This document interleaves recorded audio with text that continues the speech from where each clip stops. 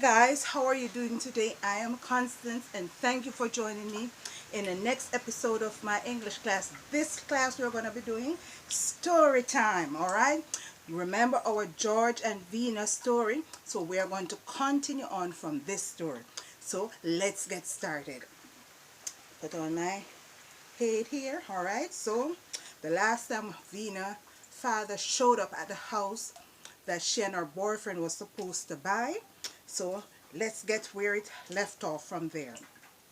With Venus and George excitement vanishing to the floor, Venus' face became hard, with her eyes giving an ominous stare at her father and then at the realtor, Regina, somehow presuming that she was the culprit who had informed her father about her plans of buying a house with her boyfriend George. "Who the hell put you up to this?" Venus burst out asking, staring into her father's face with bulging eyes. "Young lady, don't forget who you're talking to," said the oil-rich businessman. "I'm your father," he continued, with hands fastened to his hips. "And I'm a grown-ass woman now," Venus replied. Richard Thomas knew that she was speaking the truth, and silently he stood there for a while. In her state of rage, Venus turned to her friend Regina and announced, "You house-selling effer, the deal is off." Because Venus knew Regina was the only one who had knew that she was going to be looking at a house with George. Therefore, she had to be the blabbermouth who had informed her father about her intentions. "Wait!" Regina exclaimed, running after Venus. But Venus didn't care to look back. George's hand in hers, they hastily exited the house with disappointment on their faces. Not being the one to facilitate this expensive treat, George asked, "What now?" with disappointment still on his face. Venus sighed, repeatedly trying to release the tension and stress she had been harboring. A brief moment of quietness, she finally spoke. "We just have to find a new realtor, George," answered Venus. "That's a very nice place. Are we really going to walk away from it?" questioned George. "Ah, I know. But who told that zebra she could go and blabber my business to my father? She thinks because we grew up on the same side of the fence, she can run to my father pertaining to my personal life and tell him," Venus vented. "I think we can fix this," George said, filled with optimism.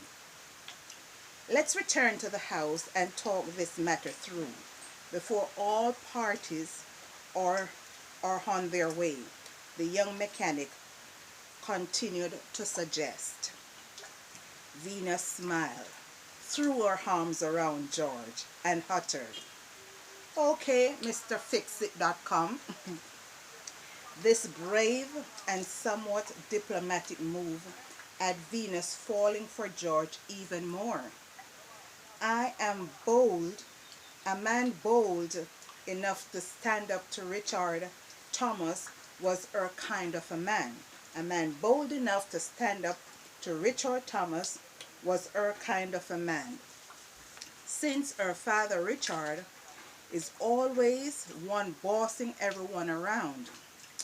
With slow and quiet steps, the two young lovers made it back to the beautiful house on the top of Nesbury Hill, and without breaking a sweat, the young mechanic extended his hand to Venus's father and introduced himself.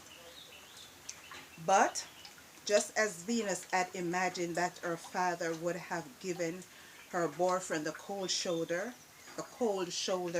she was right.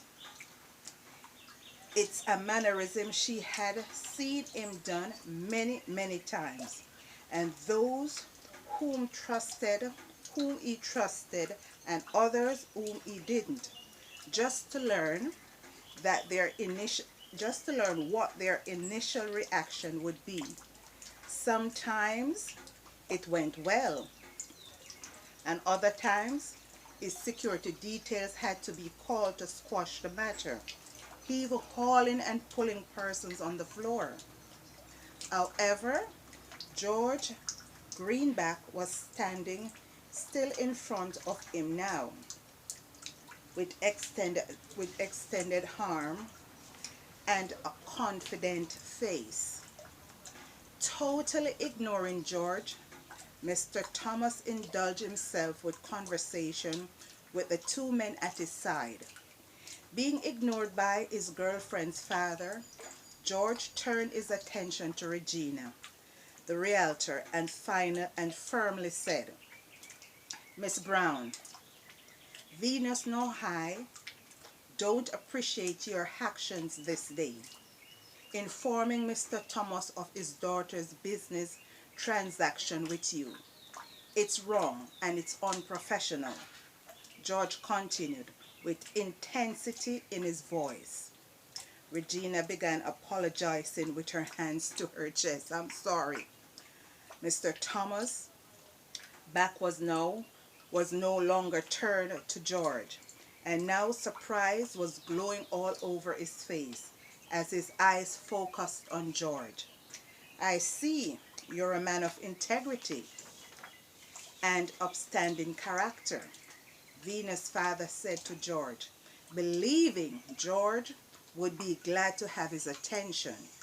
But George fired back. George fired back at him, announcing, "It's also damn rude to present your back to someone when being spoken to." Thomas, who apologizes to no one, stood there silently for a while before he too began uttering words of apologies and forgiveness. "My sincere regrets.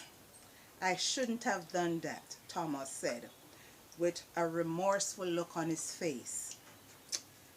"Come, Mr. T, let's get back to the office," announced one of the men who had accompanied him there. But with a straight glance showing disgust, Richard Thomas responded, "Can't you see I'm trying to get acquainted with my soon-to-be son-in-law?" Oh, Daddy! Oh, Daddy! I know you would have loved him," bursted Venus in tears. Okay, so this is the end of the story, guys. Vina burst out in tears because she presumes that her father likes him because he just said he's trying to get acquainted. He just tell two of his sidemen or security details. He's trying to get acquainted with his son-in-law, right? So he's trying to find out more about George from this episode. So put your comments in the description box below what to name the story, where you think the story should go, guys. Thank you for watching. Thanks you for joining. Please check the description box. Hit the notification bell so whenever I post the video, you will be the first to have it. Alright? My merch is out. Check out my merch. We're having 20% sale off. Alright, so check that out and buy something on my Spreadshop store. Thank you for watching, and I look forward for you joining me in my next class. Until then, bye-bye.